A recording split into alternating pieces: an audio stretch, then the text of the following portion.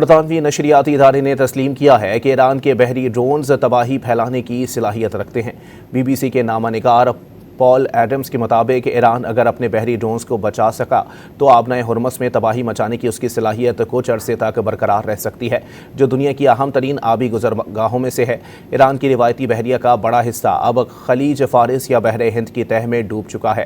ایسے میں دھماکہ خیز مواد سے لدے بحری ڈرونز کا استعمال ہمیشہ سے متوقع تھا۔ ایران دہائیوں سے بغیر پائلٹ کے چلنے والے بحری ہتھیار تیار کر رہا تھا۔ اسے معلوم تھا کہ اس کی بحریہ کو سمندر میں امریکی فورسز کا سامنا کرنا پڑ سکتا ہے۔ دوسری جانب وائٹ ہاؤس نے کہا ہے کہ ایرانی ڈرونز سے امریکی سرزمین کو کوئی خطرہ نہیں۔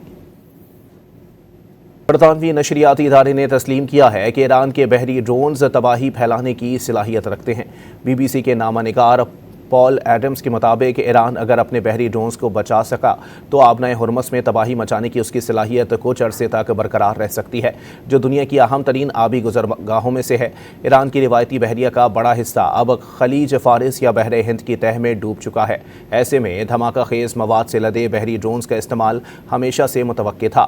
ایران دہائیوں سے بغیر پائلٹ کے چلنے والے بحری ہتھیار تیار کر رہا تھا۔ اسے معلوم تھا کہ اس کی بحریہ کو سمندر میں امریکی فورسز کا سامنا کرنا پڑ سکتا ہے۔ دوسری جانب وائٹ ہاؤس نے کہا ہے کہ ایرانی ڈرونز سے امریکی سرزمین کو کوئی خطرہ نہیں۔